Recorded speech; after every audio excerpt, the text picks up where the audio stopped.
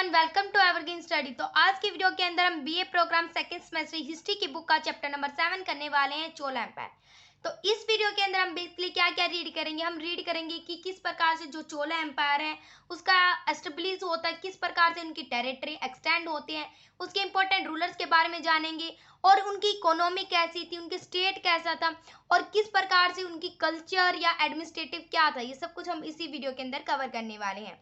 तो let's start our chapter. जो चोला empire था वो कैसे एस्टेब्लिश होता है। जो चोला एम्पायर है ये माना जाता है 9th सेंचुरी में हमें उभरता हुआ दिखाई दिया और ये तीनों ओर से पानी से घिरा हुआ था। ठीक है, जो तीनों ओर से पानी से जो चीजें घिरी होती है ना उसको पेनिसुला बोला जाता है। तो चोला है वो तीनों ओर से पानी से घिरा हुआ था, इसलिए इसको बोला जाता है पेनिसुला अंडर देयर कंट्रोल। इसका पानी तीनों ओर से पानी था तो पानी इसके अंडर कंट्रोल रहता था। वो तीन जो पेनिसुला उसका कौन सा एरिया था, तीनों ओर से, मतलब एक था अरेबिक सी, एक था बे ऑफ बंगाल और इंडियन ओशन, ये तीनों ओर से पानी से घिरा होता चोला।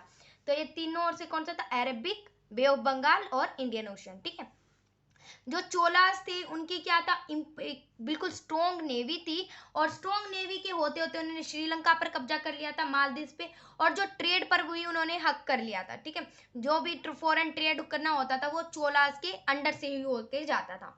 जो चोला एम्पायर है ये किसने एस्टेब्लिश किया था, ये विजय लाला ने एस्टेब्लिश किया था, जो कि फ्यूडिटरी थे पल्लव्स की। जो विजय लाला थे फ्यूडिटरी थे पल्लव्स की, मतलब एक जागीरदार थे पल्लव डायनेस्टी के, जो बाद में जाके विजय लाला क्या एक डायनेस्टी को एस्टेब्लिश कर लेते हैं, चोला को। ठीक है, जो चोला एम्पायर है उसके दो इंपॉर्टेंट रूलर हैं, एक है राजा राजा और एक राजेंद्र वन है। तो जो राजेंद्र वन होते हैं और राजा राजा होते हैं, इनकी एक ही पॉलिसी थी, पॉलिसी ऑफ एनेक्शन, जिसका मतलब क्या होता है एनेक्शन का, कि हड़प लेना। वो क्या करते थे, हड़प लेते थे, कोई भी जगह होती थी। जैसे उन्होंने क्या श्रीलंका को हड़प लिया था, हरा के मतलब, और मालदीव्स को, पांडव्स को, चेरास को, और बहुत सारे जो ट्रेड होता था साउथ ईस्टर्न एशिया कंट्रीज में, वो सारा कुछ क्या है चोल्स के अंडर से होकर ही जाता था। तो एक कैसी हड़प नीति थी, वो सभी जगह को लूट रहे थे। Raja Rajeshwar temple was built by the 1010 at Thanjavur. क्या है, जो राजा राजेश्वर टेम्पल है वो चोला डायनेस्टी के टाइम पीरियड में ही बनवाया गया था। ठीक है, जो कि एक इम्पोर्टेंट टेम्पल माना जाता है उस समय का। ठीक है, राजेंद्र वन, जो राजेंद्र वन है एक इम्पोर्टेंट रूलर होते हैं, उन्होंने अपने आप को एक टाइटल दिया था गंगाई कोंडा। गंगाई कोंडा का मतलब होता है दी चोला कनकर ऑफ गंगा। जो गंगा साइड जो भी स्टेट थे, जो भी टेरिटरी थी, उन्होंने एक्सटेंड कर ली थी, इसलिए जब राजेंद्र वन ने अपने आप को टाइटल दिया था गंगाई कोंडा। जो गंगा रिवर थी उसकी जो भी टेरिटरी होती थी गंगा रिवर के साइड में, वो सारी कुछ चोल्स के अंदर आ गई थी, इसलिए उन्होंने क्या अपने आप को एक टाइटल दिया था राजेंद्र वन ने जीतकर, गंगाईकोंडा। ठीक है, और उनकी जो कैपिटल थी कावेरी नदी के किनारे थी, जिसका कैपिटल का नाम क्या है, गंगाईकोंडा चोलापुरम। ठीक है, ये उनकी कैपिटल का नाम था। राजेंद्र वन ऑल्सो अंडरटूक ए नेवी, मतलब उनकी जो नेवी थी वो एक्सपेंडेशन थी, मतलब कि उसकी जो नेवी थी वो बहुत ज्यादा अच्छी थी राजेंद्र वन के टाइम पीरियड में। तो उसी समय क्या है, राजेंद्र वन के टाइम पीरियड में जो अलग इंडो चाइना की साइड में क्या है, श्री विजय एम्पायर राज करा था, जिन्होंने बहुत सारी टेरिटरी को जीत लिया था। श्री विजय एम्पायर, माल्या, सुमित्रा और जया, उन्होंने उस जगह को जीत लिया था श्री विजय एम्पायर ने। लेकिन क्या होता है, श्री विजय एम्पायर को कौन हरा देते हैं, राजेंद्र वन हरा देते हैं, चोलास हरा देते हैं, जिसका मतलब कि इसके बाद क्या है, जो सारी जगह होती है वो किसके अंडर आ जाती है, राजेंद्र वन, मतलब चोलास के अंडर आ जाती हैं। तो आप ये लिखना कि उनकी टेरिटरी कहाँ तक एक्सटेंड थी, इंडो चाइना तक एस्टेब्लिश थी। उन्होंने श्रीलंका को हराया था, मालदीव को हराया था, तो बहुत अच्छी टेरिटरी थी, मतलब एक्सटेंड था उनका। ठीक है, उन्होंने इसको भी हरा कर उसकी सारी जो टेरिटरी थी राजेंद्र वन के पास चली गई थी। रूलर ऑफ शैलेंद्र डायनेस्टी, जो शैलेंद्र डायनेस्टी है उसने क्या बोला था कि चोलास से कि हम ना यहाँ पर क्या एक बुद्धिज्म मोनेस्ट्री मठ बनवाना चाहते हैं, नगर नागापट्टनम में, आप बना नहीं दोगे, तो उन्होंने हाँ भरा था। तो आप मान सकते हो चोलास के रिलेशन बहुत अच्छे थे।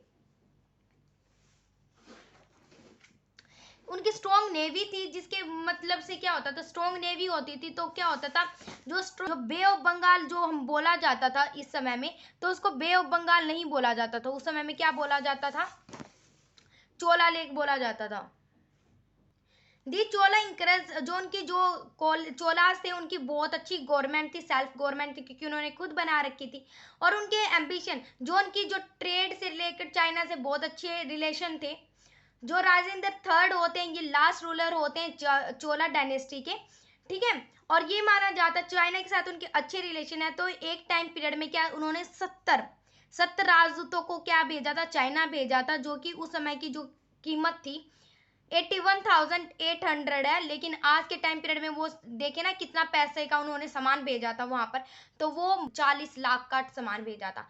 तो आप मान सकते हो कि कितने इतने अमीर थे उस टाइम पीरियड में। ठीक है, अब चोला का एडमिनिस्ट्रेटिव कैसी सरकार वगैरह होती थी वहां पर। The king administrative has the territory with advice from the council of minister. जो की क्या होता है, जो किंग काम करता था काउंसिल ऑफ मिनिस्टर से पूछताछ के ही काम करता था, जैसे आज इंडिया के अंदर होता है।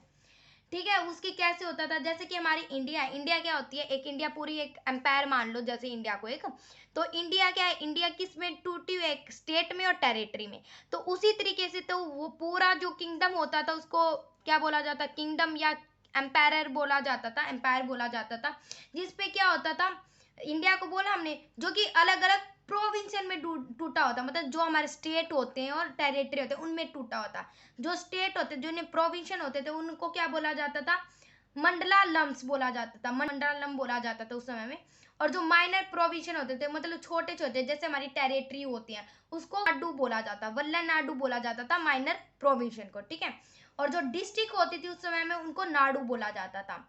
और ग्रुप ऑफ विलेज, जो ग्रुप होते थे, बहुत सारे विलेज एक साथ आ जाते थे, उनको क्या बोला जाता, कुरम। ठीक है, अब समझ आ गया। जैसे कि मैंने क्या बताया, प्रोविजन, ये प्रोविजन क्या माइनर प्रोविजन में डिवाइड थे, जिन्हें वल्ला नाडु बोला जाता था। और ये वल्ला नाडु भी क्या है, बहुत सारी डिस्ट्रिक्ट में डिवाइड थे, जिसे हम नाडु बोलते थे। और ये नाडु भी क्या होते थे, एक बहुत सारे जो विलेज होते थे नाडु के अंदर, बहुत सारे जो विलेज आते थे उन्हें कुरम बोला जाता था। समझ आ गया इतना। अब क्या था, इंफ्रास्ट्रक्चर था जो बहुत अच्छा था, रोड वगैरह भी अच्छे बनाए जाते थे। जो प्रोजेक्ट वगैरह के काम है, जैसे हमारे यहाँ पर प्रोजेक्ट वगैरह काम होते ना, जो आजकल जो हमें सड़क वगैरह बनवानी होती, तो उस समय भी ऐसे ही होता था चोलास के टाइम पीरियड में। जो विलेज में आज हम जैसे एक असेंबली होती है, तो उस समय में विलेज की जो असेंबली होती थी उसको ऊर बोला जाता था, और एक महासभा होती थी। जो ऊर होती थी उसको क्या बोला जाता था, जनरल असेंबली होती थी, मतलब वैसे इकट्ठा हो जाते थे। और महासभा उसमें बोला जाता है जहाँ पर ब्राह्मण होते थे, जो ब्राह्मण होते थे वो जुटते थे, अडल्ट जो ब्राह्मण होते थे वो फैसले लेते थे महासभा में। और उस महासभा को हम अरारास भी बोला जाता है। ठीक है, तो समझ में आ गया, ये क्या थी, असेंबली होती थी, टू पार्ट्स में डिवाइड थी, एक महासभा, एक अराराज बोला जाता था। ठीक है, जिसे हम महासभा भी बोलते हैं। ठीक है, अब कल्चर लाइफ देखते हैं। दी देव वाज अ बिल्डिंग, बहुत अच्छी अच्छी बिल्डिंग होती थी, जैसे हमने तंजावर देखा, तंजावर बनवाया था उन्हें। गंगाई कोंडीपुरम एक सिटी बनवाई थी, लार्ज प्लेस होते थे, बैंकेट हॉल होते थे, बहुत अच्छे अच्छे गार्डन होते थे, टेरेस बहुत अच्छे अच्छे होती थी। तो हम देख सकते जो कल्चर लाइफ है वो बहुत ज्यादा अच्छी होती थी।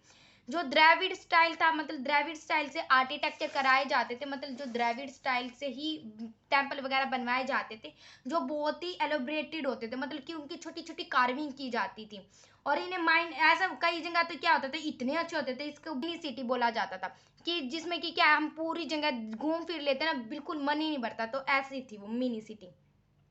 और जो टेम्पल्स होते थे इन पे रिवेन्यू वगैरह नहीं लिया जाता था, मतलब कि जो टेम्पल बनवा दिया, जो जगह पर क्या होता था, एक फार्मर होता था, खेती करता था, उसके रिवेन्यू लिया जाता, लेकिन जो टेम्पल जहाँ बनना वाला होता था या बन जाता था, उस पर कभी भी रिवेन्यू नहीं लिया जाता था।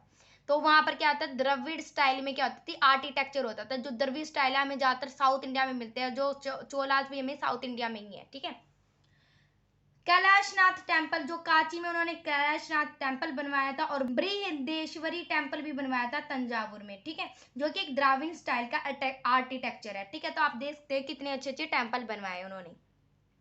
जब चोलास का फॉल हो जाता है, मतलब गिर जाता है चोला एम्पायर, तो क्या है उस जगह क्या है, होसाला राज करते हैं, जो भी क्या है द्रविड़ स्टाइल से ही आर्किटेक्चर बनवाते हैं। मतलब द्रविड़ तो नाम नहीं है, लेकिन क्या होता है, वो जो चालुक्य आर्किटेक्चर है उसके मिलते जुलते हैं, थोड़ा बहुत चोलास से मिलते जुलते हैं। ठीक है, आज स्कल्पचर आर्ट देखते हैं, तो उस समय में क्या है, उन्होंने बहुत अच्छे स्कल्पचर आर्ट भी बनवाए थे। जैसे गोमतेश्वर स्टैचू बनवाया है उन्होंने, जो कि कहाँ बनवाया, सारा गोला बेला गोला में बनवाया उन्होंने, क्या स्टैचू बनवाया है। उन्होंने एक ब्रोंज का एक स्टैचू बनवाया है नटराजा करके, जो कि एक अच्छा संकेत माना जाता है, सभी लोग अपने घर में भी रखना प्रेफर करते हैं उसको, तो साउथ इंडिया में। तो क्या है, वो भी क्या था, अच्छा चीजें बनवाई थी उन्होंने चोलास ने। ठीक है, संस्कृत लिटरेचर में तो उन्होंने क्या काम करवाए ही थे, लेकिन लिटरेचर वगैरह का काम हुआ था, लेकिन उन्होंने अदर लोकल लैंग्वेज होती थी उसमें भी लोगों ने काम करवाया था। ठीक है, अब भक्ति मूवमेंट होते हैं, उसमें क्या था, भक्ति मूवमेंट होती है जिसमें अलवार और नैनार में डिवाइड हो गया था भक्ति मूवमेंट, जिसमें कि हमें पता चलता है कि किस में ये आ जाएगा क्वेश्चन में, कैसे पता चलता है कि उसमें सोर्स क्या है चोलास के बारे में, 1 2 नंबर में 5 नंबर में आ जाएगा लगभग। तो क्या अलवार और नैनार की जो बुक होती है उनसे पता चलता है, जो कि भक्ति मूवमेंट के टाइम पीरियड में रची गई। और दी राइटिंग, उस समय क्या राइटिंग हो रही थी तिरुमूरी, जो कि 5th वेद, 4 वेद थे लेकिन 5th वेद की जब राइटिंग हो रही थी उसमें भी हमें चोलास का पता चलता है। तो इसलिए हम क्या है, जो सोर्स है हमें पता चलता है कि चोलास का एम्पायर कहाँ तक था, ये सब कुछ हम तिरुमुरी से भी पता चलता है। कंबन रामायण जो तमिल में लिखी जा रही थी उससे भी हमें क्या चोलास का पता चलता है।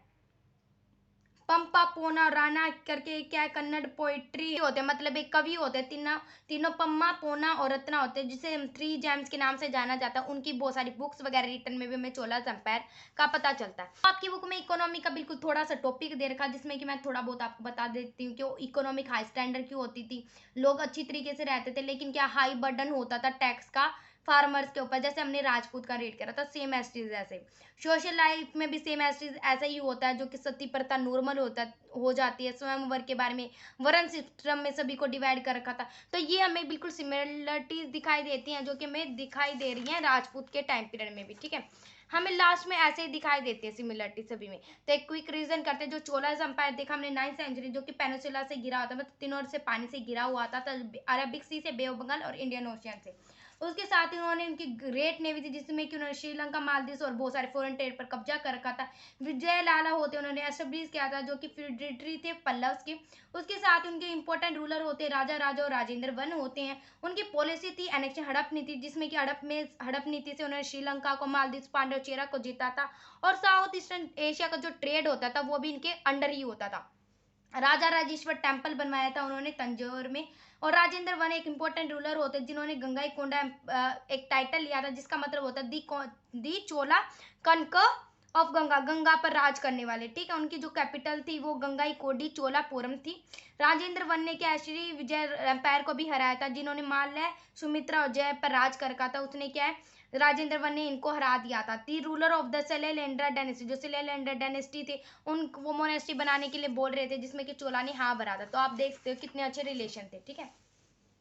उनकी स्ट्रॉन्ग नेवी थी, जिसमें बे ऑफ बंगाल जो बोला जाता आज के टाइम में, उसमें उस समय क्या चोला लेक बोला जाता था। उनकी बहुत अच्छी गवर्नमेंट थी, और चोला एम्पायर की जो चाइना के साथ अच्छे रिलेशन थे, जो राजेंद्र थर्ड होते हैं चोला एम्पायर के लास्ट रूलर होते हैं। एडमिनिस्ट्रेटिव बहुत ज्यादा अच्छी थी, मंडलम, वल्लनाडु, नाडु और कुक्रम होते थे। जो प्रोविजन होते थे उन्हें मंडलम बोला जाता था, माइनर प्रोविजन को वल्लनाडु बोला जाता था, डिस्ट्रिक्ट को नाडु बोला जाता था, और ग्रुप बहुत सारे विलेज को कुरम बोला जाता था। बहुत अच्छे अच्छे टेम्पल वगैरह, रोड्स वगैरह बिल्ड करवाए जाते, जो कि प्रोजेक्ट के द्वारा ही होता था।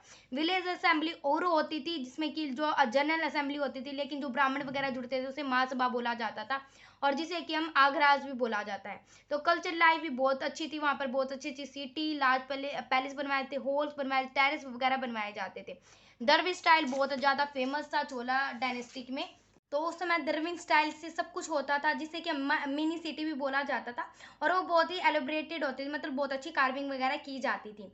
जो बोकाची में उन्होंने एक टेम्पल बनवाया था चोला टाइम पीरियड में, कैलाशनाथ, और तंजावुर में भी एक टेम्पल बनवाया था बृहदेश्वर टेम्पल, ठीक है, जो कि द्रविड़ स्टाइल के एक आर्ट से ही है, ठीक है, आर्किटेक्चर है द्रविड़ स्टाइल का। और उसके साथ ही उसके बाद जो चोलास एम्पायर होता है उसका एंड हो जाता है, तो होशाला आते हैं, जिन्होंने क्या है, होशाला में भी तो द्रविड़ स्टाइल से मिलता जुलता एक जुलते उन्होंने भी टेम्पल बनाए, जो कि चालुका आर्किटेक्चर से थोड़ा बहुत मिलते हैं, चोला से नहीं चालुका से मिलते हैं, ठीक है। जो स्कल्पचर आर्ट देखते हैं, उन्होंने स्कल्पचर आर्ट में गोमतेश्वर स्टैचू बनवाया था, और एक नटराजा स्टैचू बनवाया था। उसके साथ ही उन्होंने संस्कृत लिटरेचर भी लिखी है, उसके साथ ही लोकल लैंग्वेज में बहुत सारी लिटरेचर लिखी है। भक्ति मूवमेंट जब स्टार्ट हुई थी उसमें हमें पता चलता है कि क्या सोर्स वगैरह थे, जैसे अलवार और नैनार के बारे में पता चलता है, जिसमें कि हमें अलवार नैनार की बुक्स वगैरह से हमें चोला डायनेस्टी के बारे में पता चलता है। और तेरुमेरु एक 5th वेद होता है, उस समय में लिखा जाता है, उससे भी हमें क्या पता चलता है, चोलास के बारे में पता चलता है। काम्बन रामायण उस समय रची जा रही थी, तमिल लिटरेचर होती है, जो कि वो भी क्या है हमें चोलास के बारे में बताती है। उसके साथ ही जो कन्नड़ के पोएट्री 3 जो कवि होते हैं, पंपा, पोना और राणा, वो भी क्या है एक 3 जेम्स के नाम से जाना जाता है। तो उनकी बुक्स वगैरह से हमें चोलास एम्पायर के बारे में पता चलता है।